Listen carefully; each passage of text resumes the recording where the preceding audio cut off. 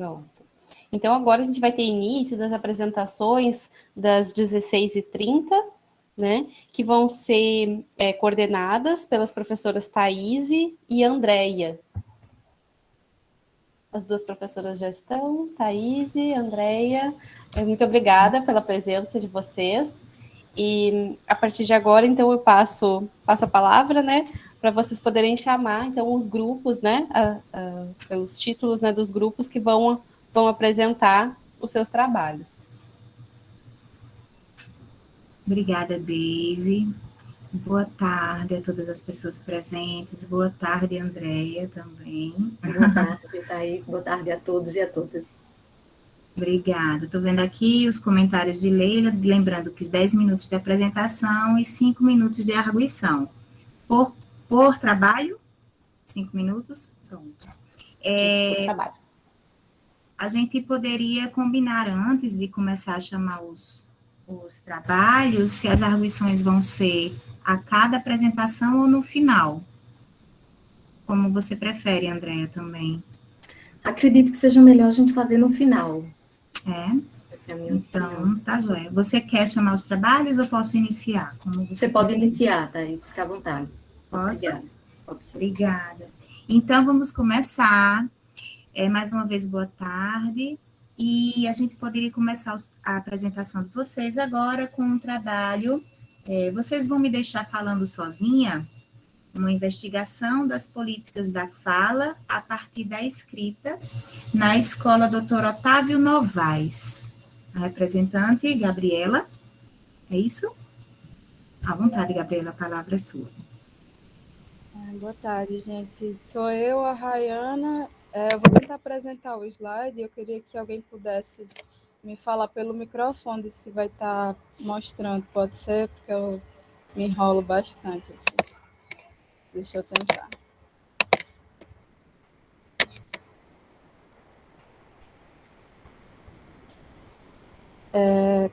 Se estiver aparecendo a tela cheia, não sei se está. Não está a tela cheia, mas a gente consegue visualizar a apresentação. Tá, então você tem que ir em exibição ali.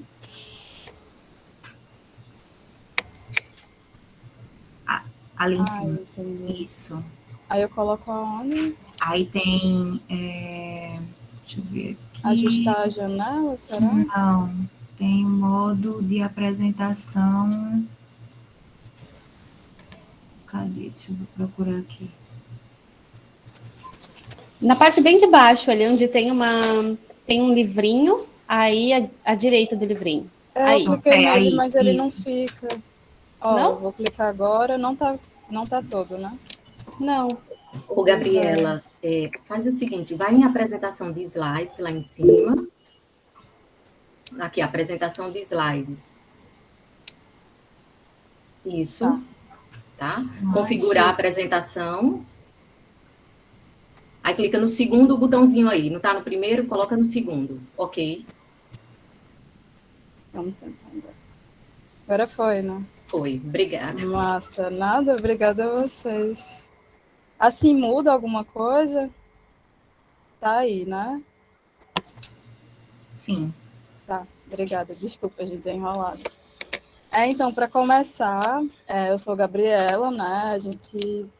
Quem escreveu o trabalho fui eu, a Rayana e a Clarissa. A Clarissa não pôde estar aqui, um problema de saúde, infelizmente. Mas a Rayana está aqui, a nossa coordenadora a professora Giovanni, a preceptora Jaciara Mariana, a gente é da residência pedagógica de Sociologia, né? A gente faz Ciências Sociais na UFPB, no Campus 1, e o nome do nosso trabalho vocês vão me deixar falando sozinha, uma investigação das políticas da fala a partir da escrita na Escola Dr. Otávio Novaes.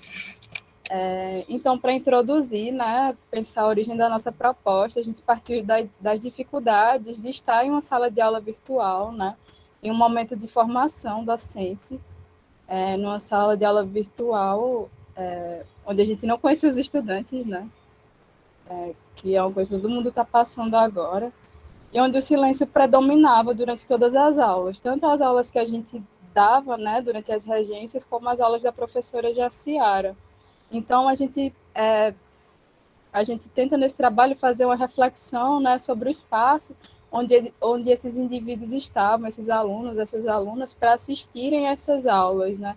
Se esses espaços eram espaços organizados dentro de casa, né, especialmente para isso, se eles podiam falar o que pensavam, assim como faziam no espaço escolar físico, né? Ou se tinha algum tipo de conflito dentro de casa, né, em relação a algumas opiniões, enfim. O Cine encontrava essas restrições, né? E aí a gente procurou explorar os motivos da comunicação via fala ser tão rara nesse novo espaço educacional, né? Novo entre várias aspas, que desfaz essa fronteira, né, entre o privado e o familiar, né, assim, de uma forma tão súbita. Só um instante, gente. E aí a preocupação, então, da gente era em relação a esse silêncio, né, os desafios de pensar essa sala de aula no contexto de virtualidade. Aqui, sobre o objetivo, né, a gente partiu da reflexão acerca das vivências da gente dentro da residência pedagógica, né, a gente está acompanhando as turmas do colégio, da Escola do Otávio Novaes, desde outubro de 2020, mudando as turmas, obviamente, e aí, mais especificamente nesse trabalho, a gente explora as regências com as turmas do segundo ano, e como a dinâmica da sala de aula era permeada sempre pela falta de um diálogo, né? Ele acontecia algumas vezes no chat, mas a fala nunca era explorada. E é isso, né? Um cenário muito comum, tanto para a gente, enquanto ali acompanhando as aulas, como enquanto discentes, né, dentro da UFPB. E aí, licença, mãe. E aí, a partir das leituras de Hooks, de Quilomba, de Choi Freire, que são as nossas referências, né? A gente permitiu essa teorização sobre nossos relatos de experiências, né? E aí foram esses autores que delinearam o trabalho da gente, eles possibilitaram que a gente pudesse traçar esses caminhos, né? E era uma angústia, né? Esse silêncio que a gente vivia constante nos nossos relatos durante as socializações de experiência, né, dentro da residência. E é daí que vem o título do nosso trabalho, né? Vocês vão me deixar falando sozinho. Porque a professora Jaciara, que é a nossa preceptora, era uma coisa que ela repetia muito, né? O como ela fazia perguntas, pedia comentários, isso não acontecia dentro da sala de aula, e, enfim, ficava um bom tempo falando só. E aí, sobre a metodologia, para enfrentar a perspectiva desses silêncios nas aulas, né, a gente criou essas atividades assíncronas, que ficavam armazenadas no Google Forms, né, para poder explorar a escrita desses estudantes, né? E aí, na busca para a gente entender os possíveis motivos desses silêncios, das dificuldades de manter um diálogo, a gente encontrou na atividade assíncrona um caminho reflexivo, né? A gente procurou, então, tentar compreender as ausências de falas através das presenças escritas. E aí, ao todo, a gente analisou 25 respostas que estavam presentes em duas atividades, 3 questões abertas ao todo. Eram 2 atividades de perguntas diferentes, mas tinham o mesmo tema, que era um debate sobre gênero e sexualidade na sociologia. E as perguntas, elas buscavam avaliar a capacidade dos estudantes, né, das estudantes, de relacionar o tema com os contextos sociais e como os processos de socialização, eles impactam a construção da nossa identidade, né? E a gente, a partir da correção dessas atividades, né, dessas socializações, né, a gente foi percebendo como as atividades apareceram como um espaço mais explorado pelos estudantes, né, do que as aulas síncronas, no sentido da abertura para um diálogo, né, no sentido deles conversarem com a gente. E aí as respostas, elas se mostram longas, né, e eles mostram a mobilização do conteúdo relacionado com o cotidiano. Agora eu vou passar a palavra para a Rayane. Boa tarde, gente. Vocês estão me ouvindo bem? Não sei se o ventilador está fazendo muito barulho, também é impossível ficar sem ele. Então, a gente se deparou, né? Primeiro, a gente tinha uma expectativa totalmente diferente para a iniciação da docência, né? A gente não esperava que ia ser remotamente, a gente estava contando ali que entrar na escola e lidar com todo o caos que é uma escola, assim, um caos não necessariamente ruim, né? Mas, enfim, todas as interações que acontecem ali naquele ambiente. E aí a gente entra no ensino remoto e tem uma dificuldade muito grande, e aí eu vou falar eu vou falar não só nosso grupo, eu, a Gabriela e a Clarissa, mas também os nossos colegas da residência de sociologia, que a gente conversou bastante sobre isso várias vezes, da dificuldade da gente estar conseguindo aplicar um tipo de educação, um tipo de pedagogia que a gente acredita, né, que, enfim, conhecendo a realidade, sabendo mais ou menos, conhecendo mais ou menos a realidade dos alunos, as individualidades, assim, para poder montar uma aula, para poder montar, criar uma relação, né, com eles. E aí a gente traz a gente coloca essa dificuldade, né, a dificuldade de implementar uma pedagogia, de aplicar uma pedagogia engajada, que é um conceito da Bell Hooks, que é uma autora freiriana, assim, ela tem bastante influência de Paulo Freire, e nesse conceito ela fala sobre, basicamente, construir uma educação, uma pedagogia na desconstrução, para não existir uma cristalização, né? E aí vai desconstruindo alguns conceitos, construindo outros, junto com o corpo escolar, com os alunos, com as necessidades e tudo mais. E a gente sentiu muita dificuldade de apresentar isso, porque a gente entrou numa escola totalmente descaracterizada. Descaracterizada que eu falo porque a gente não tinha convivência com esse corpo escolar, que eu falei há pouco. A gente, por exemplo, não conhece os professores das outras disciplinas.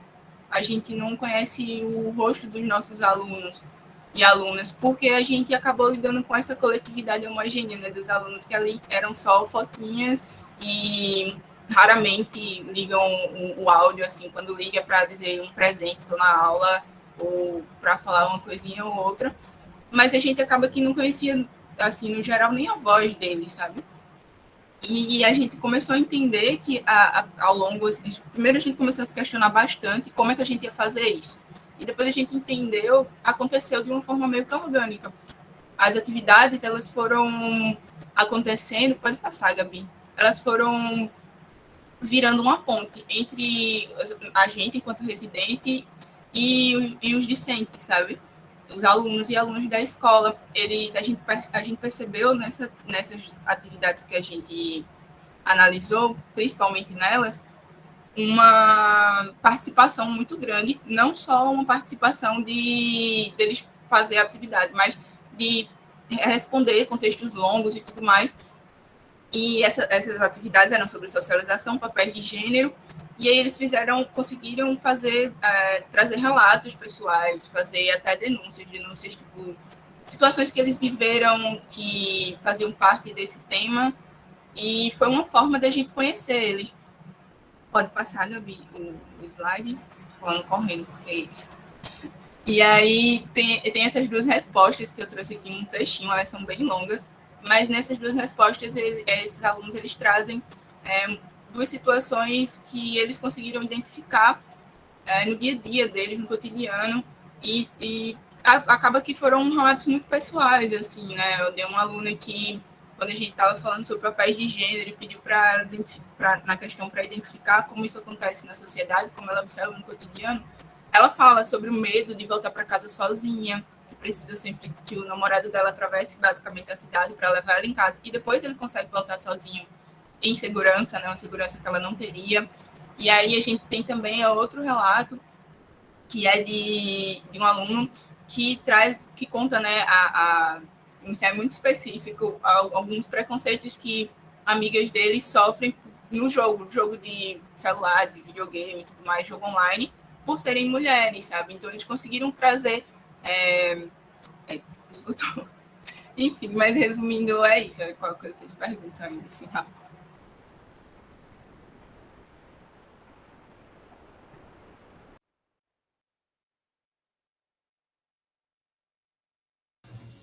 Encerraram? Infelizmente, sim. Sim, né? Não consegui terminar, mas obrigada, gente. Mas era isso, a gente queria pensar essa questão do silêncio, né, nesse contexto, e a gente partiu tanto da nossa experiência enquanto durante essa formação docente, mas também enquanto discentes, passando pelo mesmo processo, né, da UFPB, enfim. Obrigada pelo espaço, pela ajuda.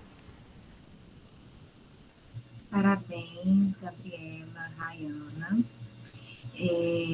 Nós vamos passar, então, para o segundo trabalho. No final, né, vamos fazer as arguições. O segundo trabalho é itinerários remotos e reflexões de estudantes da pedagogia no PIBID. Denise, está Isso aqui mesmo. apresentando? À vontade, a palavra Deixa eu só apresentar aqui para vocês.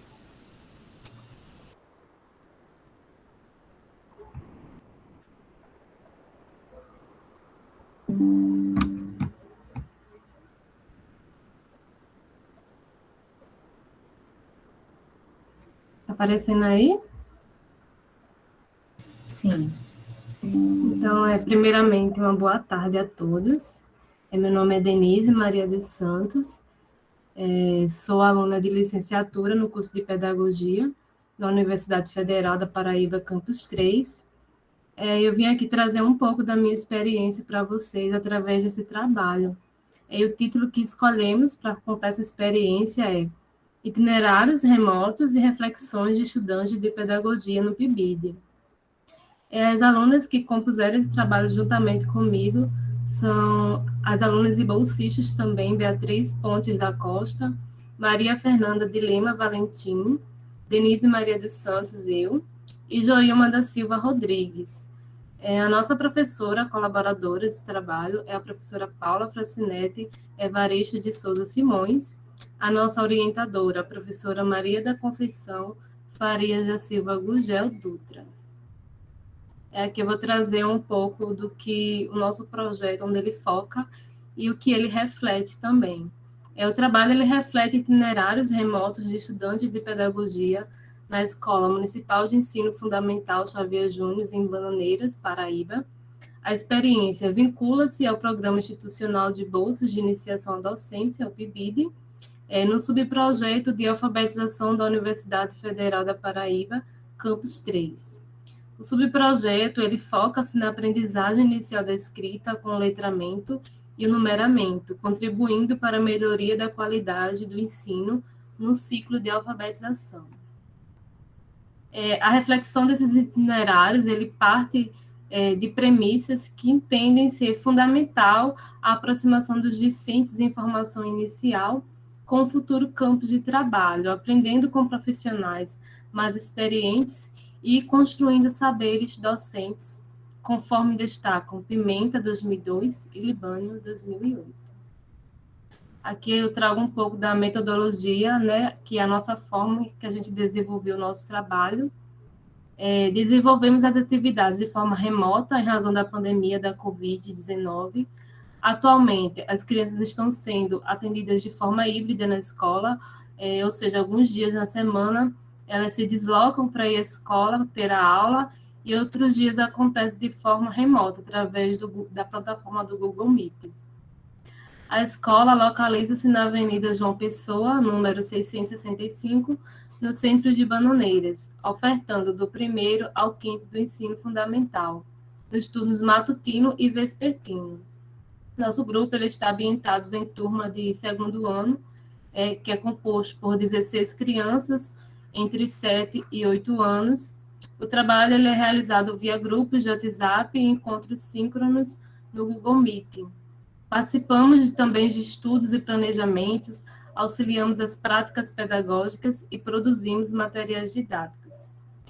Para a produção dos materiais, a gente usou os aplicativos Playgames, KineMaster e Canva. Basicamente, o nosso trabalho ele consiste em observação da turma, né? Como foi o início. A gente entrava na plataforma do Google Meet e passava a observar a professora durante as aulas, e a gente só intervia quando ela precisava do nosso auxílio. E também a gente observava as atividades postadas no WhatsApp e o retorno delas. Que de início, né, era um retorno que deixava um pouco a desejar, a gente sentia essa dificuldade deles, basicamente devido a problemas como acesso à internet, né? A maioria dos alunos, eles só tinham acesso ao WhatsApp através do WhatsApp dos pais, né? Onde eram postadas atividades, Também produzimos 3 vídeos de contação de história, que foram O Trem da Infância, de Jane Prado, A Verdade Segundo Arthur, de Tim Hopgood, e A Lista da Dona Girafa, de Cláudia Correia. Também produzimos outros vídeos, só que dessa vez com temática junina, que foi a festa junina na Turma da Mônica e Adivinhas Juninas. Os vídeos, eles também orientavam a prática de algumas atividades no final do vídeo, como produção de escritas, de desenho e o retorno por meio de fotografias, né? Como eu falei, esses retornos, esses vídeos, essas atividades eram tudo postadas no grupo do WhatsApp da turma. Também gravamos alguns vídeos mediando as crianças nas atividades impressas dos componentes curriculares de História, Ciência, Língua Portuguesa e Matemática, né?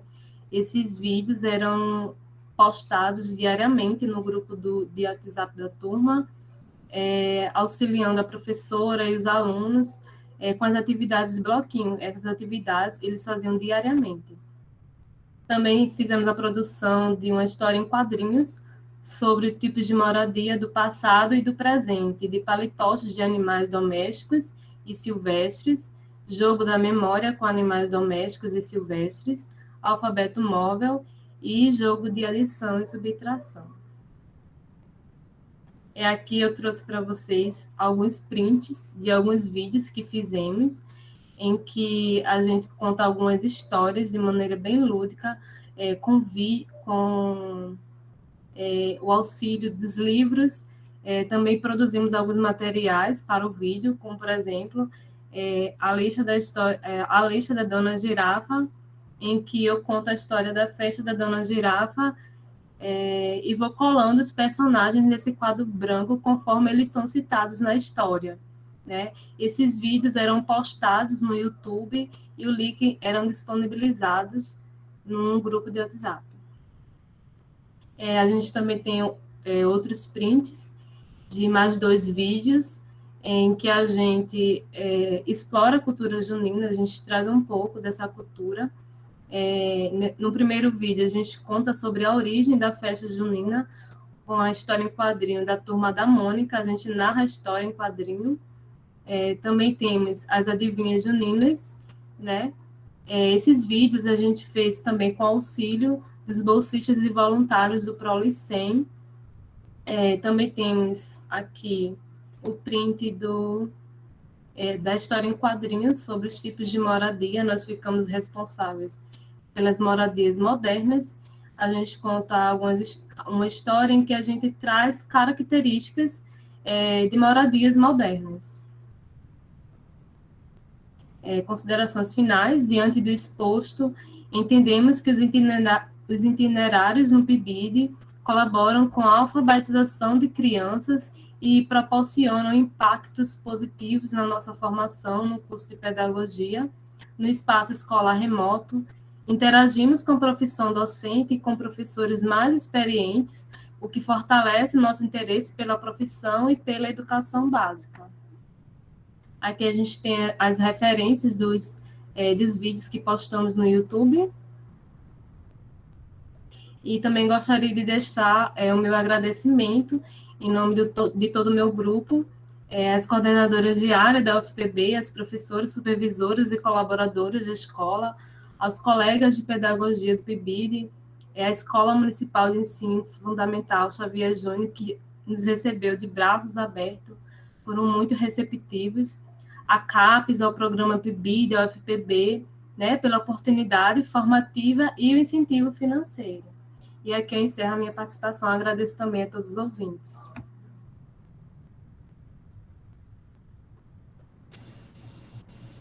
Muito obrigada, Denise. Podemos passar, então, uma apresentação para o terceiro trabalho. O ensino de língua portuguesa em meio à pandemia do Covid-19, um relato de experiência. Representante se encontra? Sim, estamos aqui. Fernanda, boa tarde. A palavra é sua, boa tarde. Jéssica vai apresentar. Jéssica.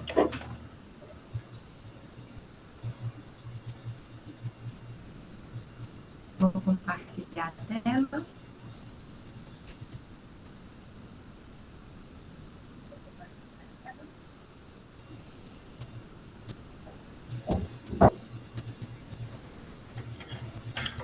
Eu não sei se Jéssica está nos escutando. Pode dar início?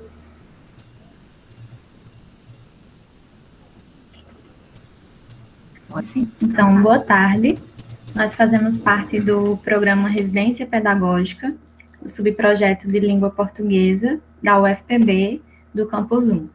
O título do nosso trabalho é O Ensino de Língua Portuguesa em meio à pandemia do Covid-19, um relato de experiência.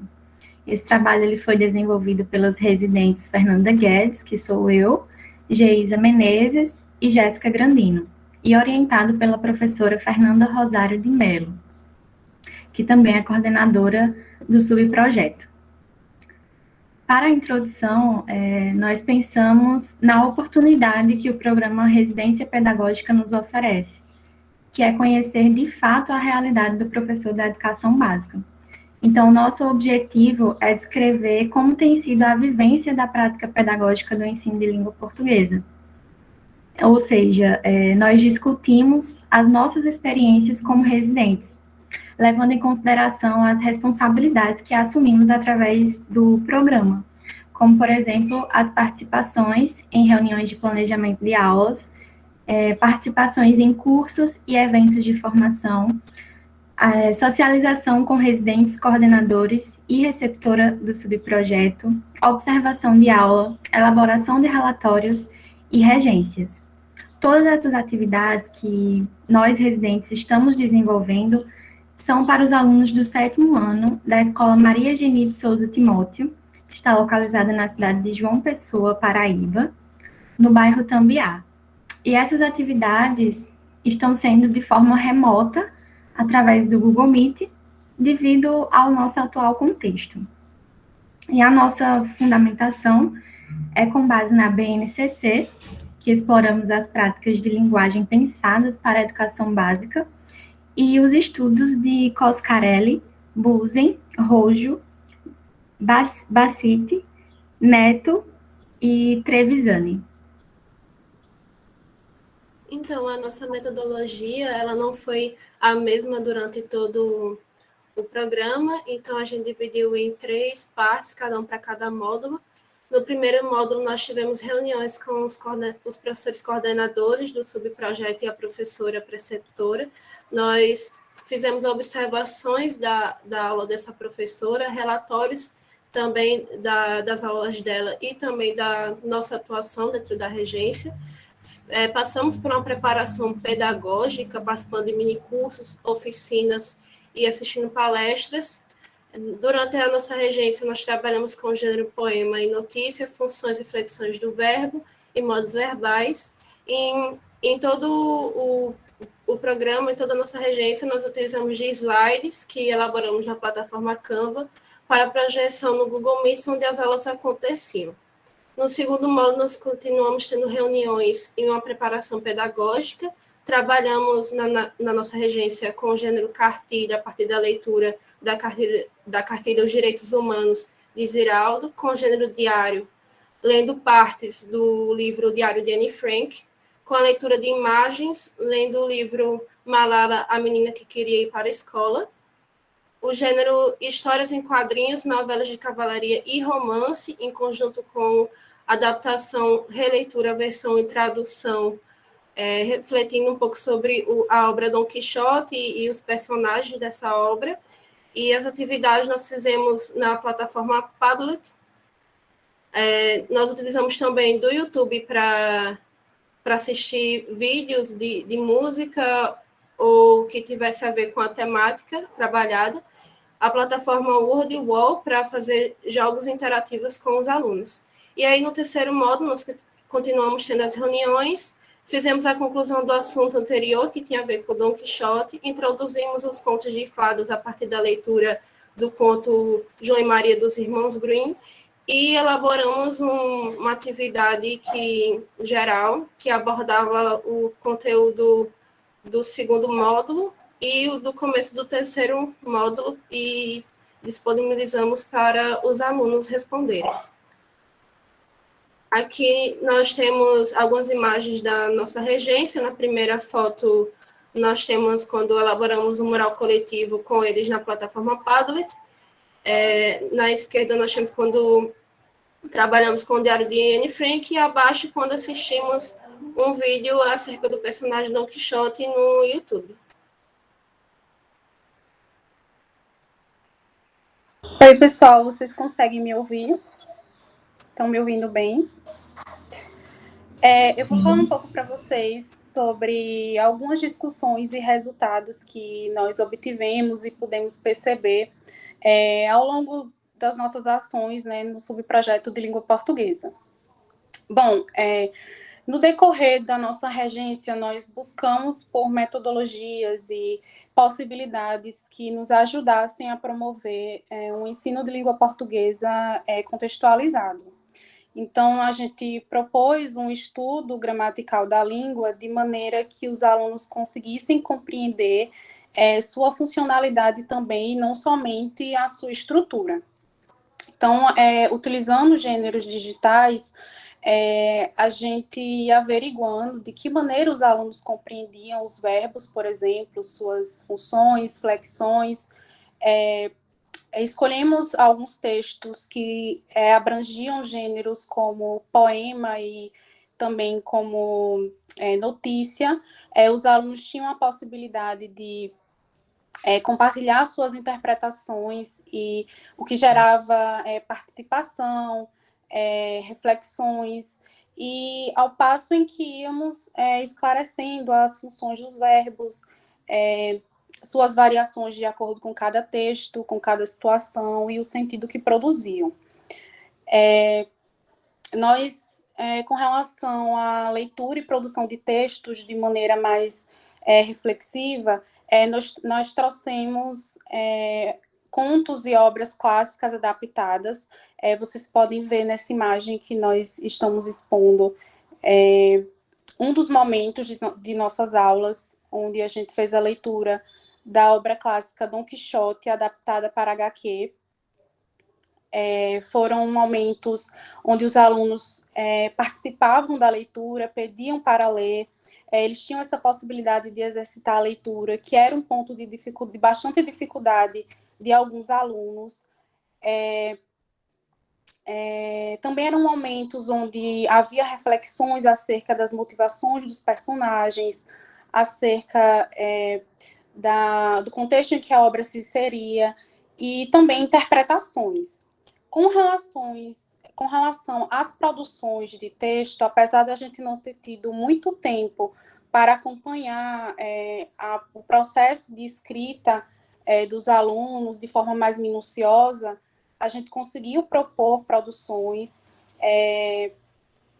uma delas sendo um relato do cotidiano, do dia a dia, fazendo relação com o gênero diário, que já tínhamos trabalhado com eles, também com relação à obra, o Diário de Anne Frank, que também foi lido com eles, alguns capítulos, e foi uma produção que eles amaram fazer, nós consideramos bastante produtivo, e nós também fizemos uso de plataformas digitais que agregaram mais interatividade ao nosso conteúdo, às nossas aulas, apesar das dificuldades com relação ao manuseio de certas ferramentas em algumas plataformas, principalmente em algumas atividades, os alunos conseguiram se engajar em todas as atividades propostas, o que nós consideramos bastante positivo.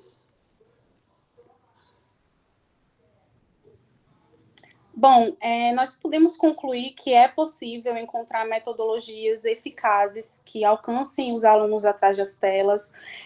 Muito já se discutia, né, sobre ensino à distância, sobre uso de tecnologias no processo de ensino e aprendizagem, mas foi diante dessa obrigatoriedade, diante desse contexto pandêmico, que nós, de fato, precisamos como é que eu posso falar? Colocar em prática todas essas discussões que já existiam, né? E nós consideramos de extrema relevância o projeto de residência pedagógica, que nos deu suporte para uma prática docente, considerando esses espaços virtuais e considerando também outros espaços para além desses espaços virtuais, né? E que promoveu reuniões, encontros formativos, compartilhamento de ideias entre coordenadores, residentes e a preceptora. Então, também foi essencial como uma nova experiência e uma nova bagagem para a nossa atuação profissional no futuro. Essas são as nossas referências, pessoal, e agradecimentos.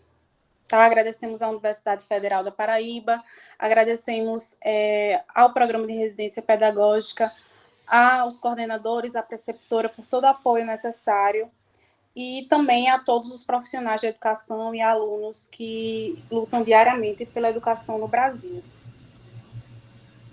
Obrigada. Obrigada, Geisa, e a todos que apresentaram. Então, vamos passar agora para o nosso quarto e último trabalho desta sessão, reflexões sobre a alfabetização e letramento, experiências do PIBID no curso de Pedagogia, Educação do Campo. Os representantes, Margarete? Isso, Isso? professora. Pronto. Isso. Então, fique à vontade, a palavra é sua. Tá ok. Compartilhar aqui a tela.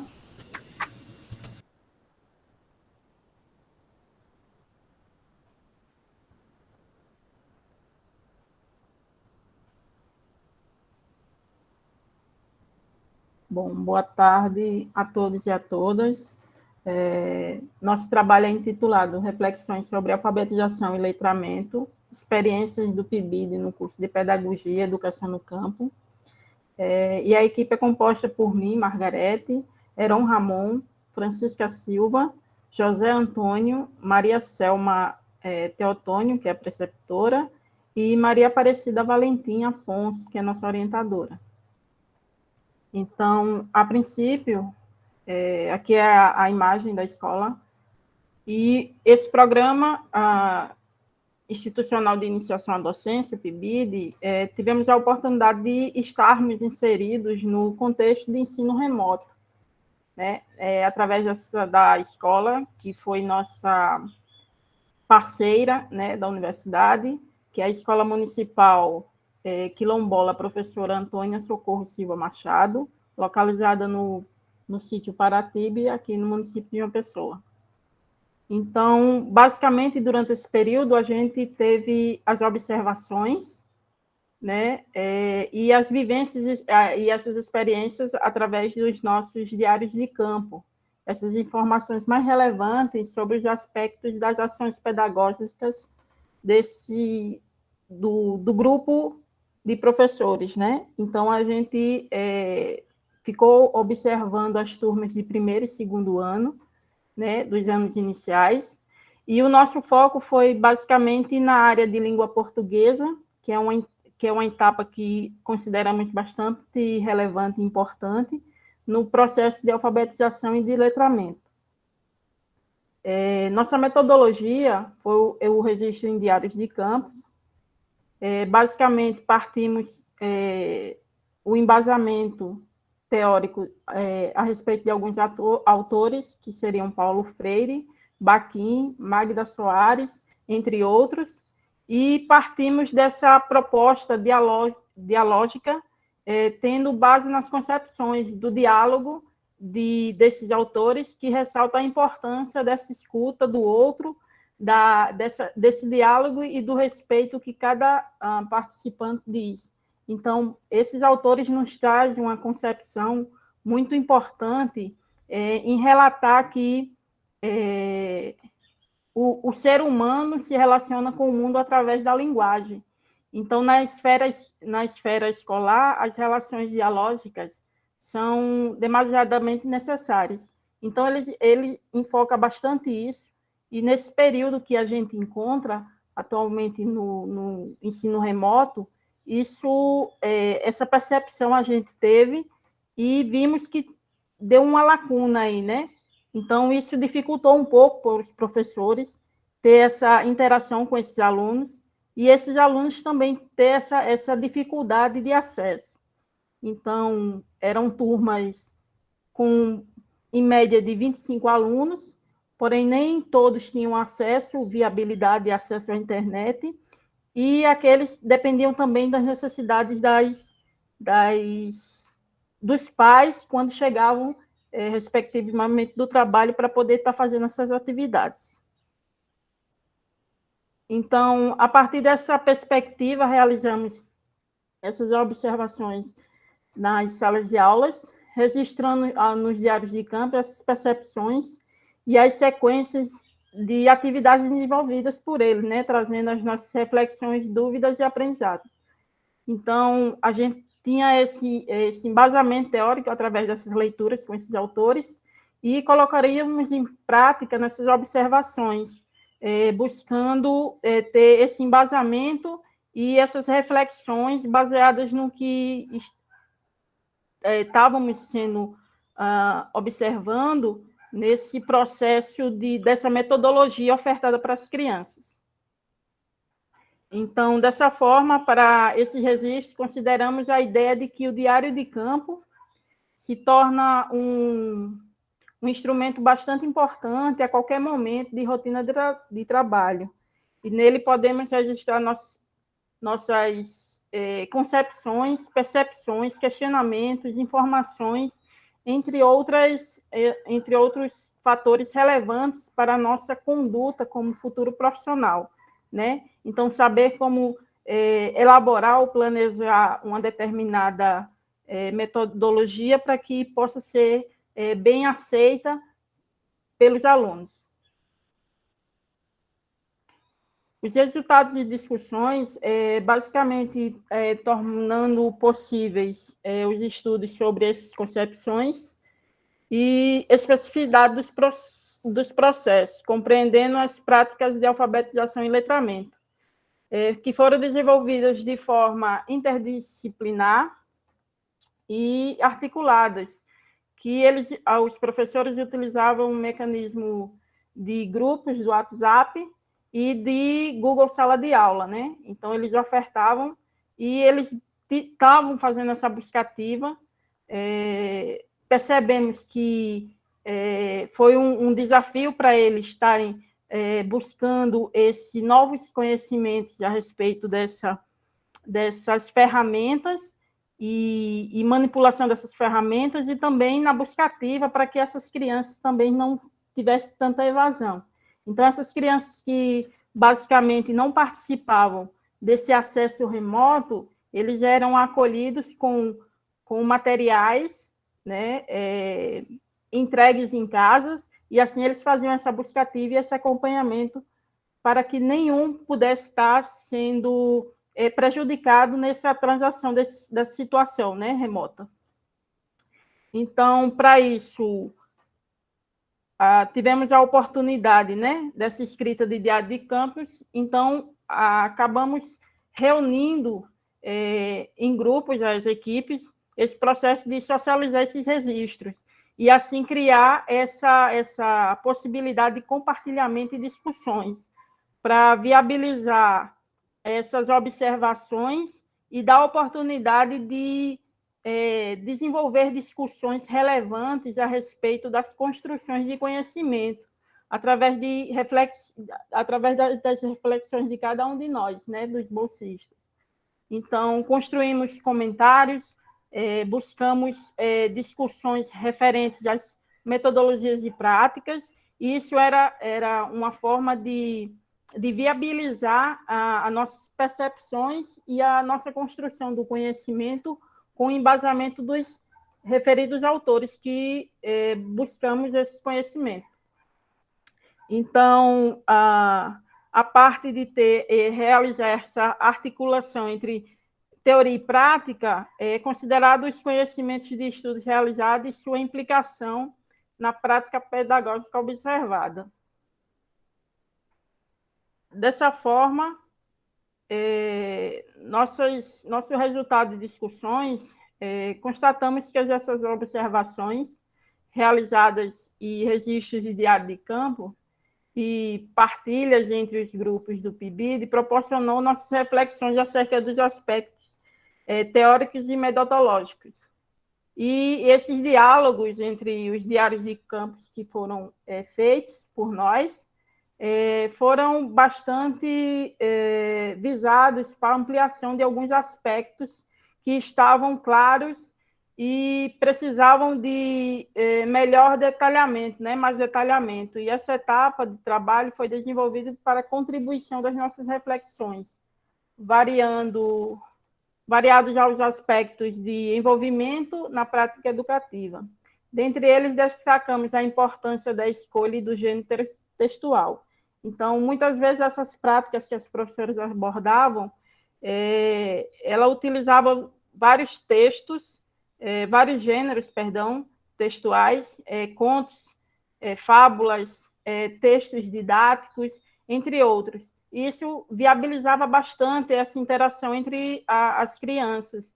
E víamos que, durante a aula, devido ao acesso que era bastante difícil para eles, né, para alguns que não tinham esse acesso, dependia dos pais para estar em casa para poder fazer, mas os que conseguiam ter esse acesso remoto, a gente viu que tinha um comprometimento para a entrega, né, dessas atividades de forma bem interativa e didática.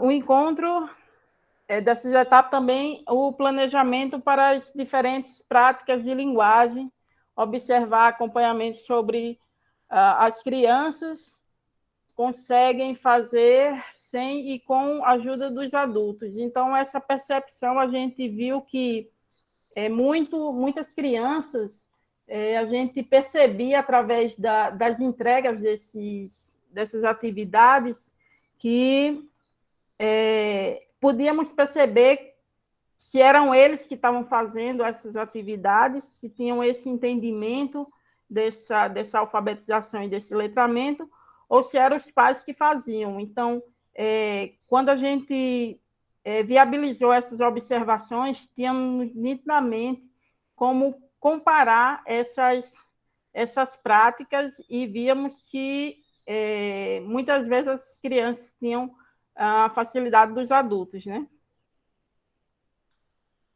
Nossas considerações finais, desse modo, entendemos que as observações e a escrita do Diário de Campo contribuíram para a construção de base teórica que se articula às nossas formações iniciais. Como pedagogos, nesse sentido, consideramos que a realização e a observação dos registros contribuíram para a nossa formação como docentes e enquanto bolsistas do PIBID. E colocou também a realidade de sala de aula, né, que a gente não tinha essa vivência. Infelizmente, a gente buscou um acesso a essas atividades de numa situação remota, né, e foi uma situação atípica, mas que, graças a Deus, ele conseguiu, né, se adaptar muito bem. E esses registros que a gente fez no Diário de Campo só irá complementar tudo aquilo que a gente tem vivenciado nas teorias em sala de aula. E com certeza, enquanto futuros pedagogos, podemos estar adquirindo mais conhecimentos e vivências através desses relatos que construímos através do Diário de Campo. Então, através do PIBID, proporcionou a nós esse ingresso com a licenciatura, o contrato com as escolas públicas e a realidade do processo de alfabetização e letramento no ciclo de alfabetização. Aqui seriam algumas referências que a gente se baseou, e os nossos agradecimentos pela professora Maria Aparecida Valentim Afonso, né, pela participação, apoio e comprometimento e dedicação, incentivo e orientação, como também Maria Selma Antônia Oliveira, pela colaboração e apoio constante, e a todos nós que fazem parte do PIBID por tudo que vivenciamos e agradecemos. E os agradecimentos institucionais é pela CAPES, o PIBID da Universidade Federal e o PRG, que insere nós, os discentes pedagogos, no cotidiano das escolas públicas de educação, proporcionando a oportunidade de criação e participação de experiências e metodologias interdisciplinar. E eu agradeço mais uma vez a todos e boa tarde. Boa tarde. Obrigada, Margarete. Então, com isso, a gente encerra a apresentação dos trabalhos e passamos para o momento de arguição, tá joia? A gente pode começar pelo primeiro trabalho, professora Andréia também, né? Não sei se ela quer complementar algum momento antes de começarmos a arguição. Podemos iniciar, professora? Pode sim, Thaís. Pronto. Então, eu vou começar pelo primeiro trabalho. Na verdade, antes eu vou parabenizar todos os grupos, né, que apresentaram aqui hoje. Experiências diferentes, né, ambientes de trabalho também, alguns diferentes, né, dentro do contexto remoto, claro. E eu começando pelo primeiro trabalho, quando eu vejo essa oportunidade de fala através da escrita, né, que vocês viram esse canal de comunicação, uma vez que realmente a gente se sente dessa forma no ambiente remoto síncrono, né, a gente fala, está na sala de aula, e cadê os alunos, cadê a participação, cadê a interação? E aí, do mesmo jeito que vocês analisaram e encontraram a escrita como um caminho, uma oportunidade de interação com esses alunos, eu também fiquei curiosa se vocês buscaram outras formas, além do contexto assíncrono, a escrita, alguma forma no contexto síncrono de interação, Gabriela.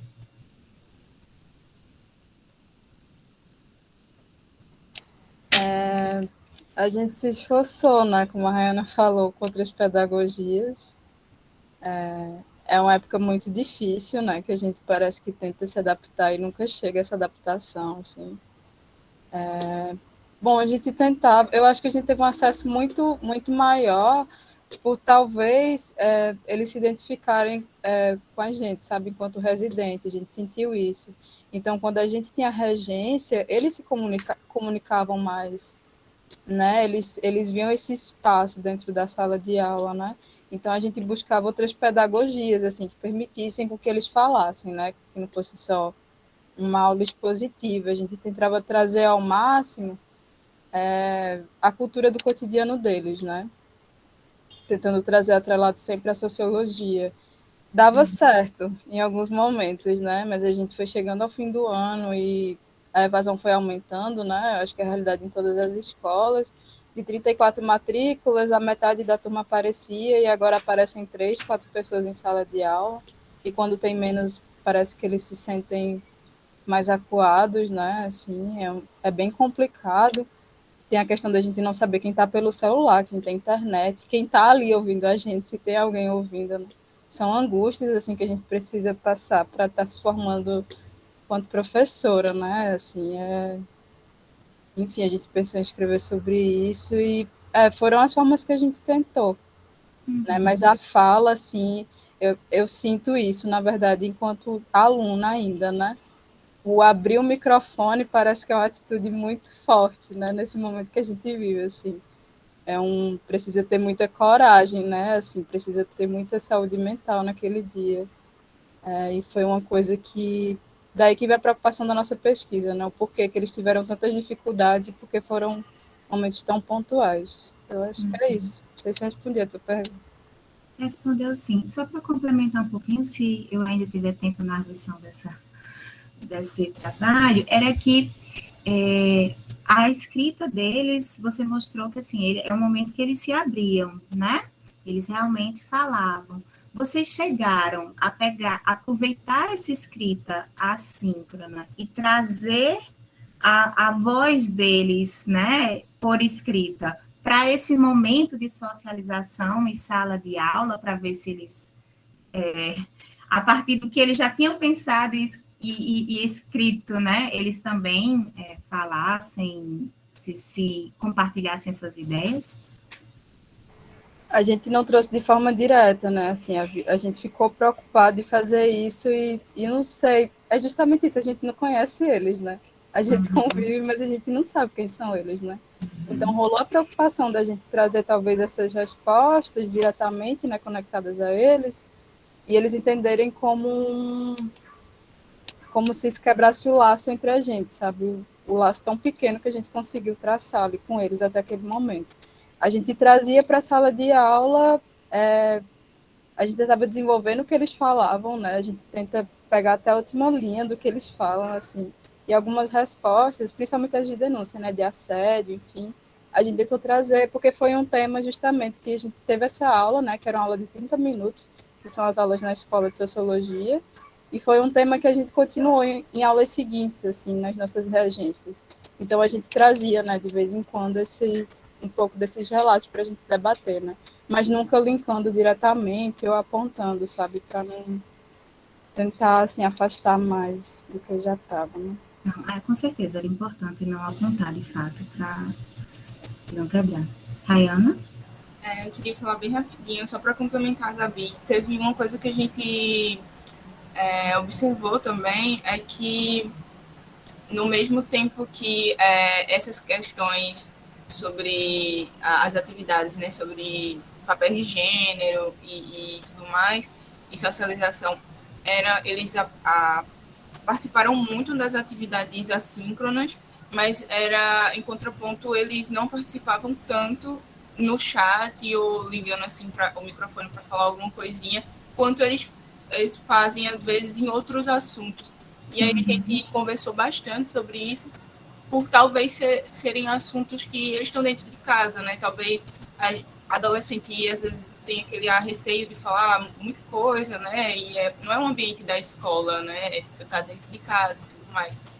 E a gente não ficava muito pegando nisso, a gente entendia, enquanto alunos também, que estava tudo bem, que eles não ligassem o microfone para falar, mesmo que seja angustiante, né, quando a gente está dando aula e tudo mais, mas que estava tudo bem, porque não necessariamente sempre você vai ter a oportunidade de falar sobre aquilo no ambiente que você está, sabe?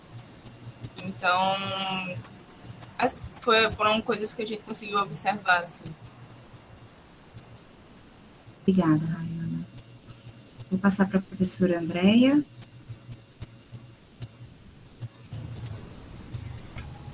Boa tarde a todos. Thaís, eu já fui contemplada, né, com a sua fala, com o questionamento, o nosso tempo também de arguição, ele já está, então eu quero parabenizar, né, ao grupo, né, a equipe pela temática, pelo desafio, né, da proposta, e por todo o espaço, né, e também por ter disponibilizado e estar trazendo todo esse material aqui para a gente, riquíssimo, tá? Obrigada. Joia. Então, a gente pode passar para o segundo trabalho, né, sobre os itinerários remotos, formativos. E aí, nesse segundo trabalho, eu achei, assim, muito interessante e também, assim, muito desafiador o contexto que vocês vivenciaram, o meio de comunicação do WhatsApp, né? Uma dúvida que eu fiquei quando eu vi o trabalho de vocês, se era realmente o único canal que vocês tiveram de comunicação e de trabalho com os discentes na escola, no contexto remoto, né? E se foi, se não foi, qual foi a estratégia dentro, né, por meio do uso do WhatsApp, que vocês utilizaram enquanto grupo, no momento que vocês passavam as atividades, os materiais, para acompanhamento e avaliação da evolução desses discentes? O WhatsApp, ele foi uma ferramenta, uma grande aliada para a gente nesse momento, né? Ele foi o grande mediador entre nós e o aluno, a gente também auxiliava a professora através dele. E sim, ele foi a principal ferramenta nesse momento de pandemia que nos ajudou a contornar esse contexto que a gente está vivendo. Era através dele que a gente tinha o feedback dos alunos, que a gente passava as atividades, os links. Então, a gente dependia muito dele, dessa ferramenta. Então, ela foi uma grande aliada para nós, apesar de que deixava um pouco limitada a situação, né, para o feedback dos alunos, para que os alunos tivessem acesso, mas com a colaboração de todos, da professora, das PIBidianas, das coordenadoras, e até dos próprios pais, né, que nesse momento ajuda muito a gente. Então, a gente conseguia, de certa forma, alcançar o objetivo da gente, que era passar toda a atividade e ter o retorno deles, né, de certa forma. Certo, obrigada, Denise. Passo a palavra para a professora Andréia.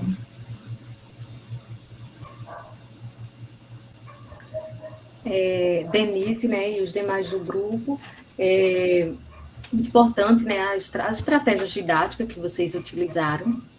E aí eu também fico me perguntando, né, nesse período de pandemia, né, quantos desafios nós encontramos, que vocês encontraram, e aí vai desde o âmbito, quando a gente fala lá do ensino básico até o ensino superior. Então, trabalho claro, objetivo, né, e parabéns pela apresentação, tá bom? Termine minha fala, Thaís. Joia. Então, vou abrir para o pessoal, se alguém tem alguma pergunta para fazer ao grupo, ou se a gente pode passar, então, para o terceiro trabalho. Então, vamos passar. No trabalho do ensino de língua portuguesa em meio à pandemia do Covid-19, relato de experiência. Eu achei também, assim, todos os trabalhos foram muito interessantes, né? As adaptações que vocês precisaram passar para o contexto remoto de atuação é um desafio e trouxeram, com certeza, uma vivência na licenciatura, né, na docência, acho que ímpar, porque ninguém nunca tinha passado por um tipo de experiência e vocês tiveram a oportunidade de observar e planejar ações para esse contexto, num olhar ainda dentro da universidade. Vocês passaram a situação, vocês viviam a situação de alunos, alunas, né, e também essa experiência docente. Então, vocês acabavam tendo ideias de, enquanto aluno, eu estou vivendo essa situação, enquanto docente, que novas estratégias eu posso passar? E nesse trabalho de ensino de língua portuguesa que vocês fizeram, eu achei muito bacana que vocês trouxeram várias ferramentas para o planejamento e para as ações que vocês vivenciaram na escola, né? Eu achei muito interessante quando vocês disseram que trouxeram ferramentas, por exemplo, como o WordWall, que os alunos criaram atividades com a ferramenta. E aí, nesse sentido de vocês terem pensado em estratégias diferentes, em uso de ferramentas diferentes com esses alunos, eu fico me perguntando que tipo de contribuição vocês acham que o levar essas ferramentas e estimular o uso dessas ferramentas pelos alunos trouxe para a vivência remota em sala de aula, para a experiência em sala de aula dentro desse contexto remoto?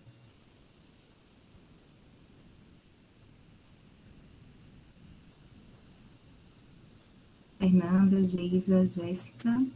Bom, eu acredito que trouxe mais interatividade, né, para as nossas aulas, os alunos conseguiram se engajar mais, participar mais conosco, e também é uma forma de contribuir, né, com esse letramento digital que é tão importante. É um termo que já vem sido muito discutido e os próprios documentos oficiais contemplam, e ver eles produzindo conhecimento nesses espaços virtuais, nessas plataformas, para a gente considera importante, né? Eles saberem produzir conhecimentos e compartilharem e modificarem. Eu acho que nesse sentido se faz bastante necessário. Obrigada, Geisa. E assim, em relação aos desafios, porque talvez é interessante a interação, com certeza, e os desafios de levar e ensinar o uso de ferramentas desse contexto remoto, né? Foi ou era fácil, os alunos souberam usar, lidar, como é que foi esse passo também com eles? Então, por exemplo, quando a gente usou o Padlet, que a gente fez um mural coletivo junto com eles, né, que tinha a ver com a temática dos direitos humanos, eles tiveram bastante dificuldade, assim, em entender o que a atividade estava pedindo deles, sabe? Agora, utilizar a plataforma em si, eu acho que ainda foi um pouco mais fácil, porque a gente teve um período que a gente foi lá, explicou tudo direitinho, como é que funcionava a plataforma, o que é que eles poderiam fazer dentro da plataforma, o passo a passo. A gente chegou a mostrar mais de uma vez, e durante a aula, a gente gravou um vídeo também, que eles poderiam assistir de novo e ver. Eu acho que também eles acabavam esquecendo, assim, de fazer algumas atividades, porque se perdia mesmo, sabe, em mensagens no WhatsApp, que a gente se comunicava muito pelo WhatsApp. E, enfim, eu acho que foi basicamente isso, sabe? A gente percebeu que eles tinham uma dificuldade em receber instruções muito grandes, assim. Aí, se você fizesse uma questão, uma atividade que tivesse um enunciado muito grande e explicativo demais, eles acabavam não entendendo muito bem e aí fazendo da forma como eles tinham entendido, apesar de que a gente passou bastante tempo explicando como deveria ser feito. Mas, enfim, a gente fez o mural. E é isso. Eu não sei se eu respondi bem, mas teve um pouco dessa dificuldade. Sim. Obrigada, viu, Jéssica? Vou passar a palavra para a professora Andréia. Obrigada, né, Jéssica, Geise e Fernanda, né, pela apresentação. E aí eu achei muito interessante, né, o trabalho, principalmente quando vocês descrevem, né, os 3 módulos, né, vocês descrevem, né, os 3 módulos bem detalhados, e aí eu vou, né, a professora Thais, eu tinha colocado aqui a questão das dificuldades que foram encontradas dentro de tantos procedimentos metodológicos, como vocês colocaram, né, do módulo 1, do módulo 2 e do módulo 3. E aí, dentro desses módulos, só dando continuidade, né, também a pergunta da professora Thais, eu gostaria de saber o tempo que vocês tiveram, porque aí no primeiro módulo vocês falaram que iriam encontros semanais, então, assim, se teve alguma dificuldade em relação ao tempo, se vocês desenvolveram X encontros no primeiro módulo, no segundo ou no terceiro, então, como foi que ficou distribuído esse tempo, né, de construção desses módulos?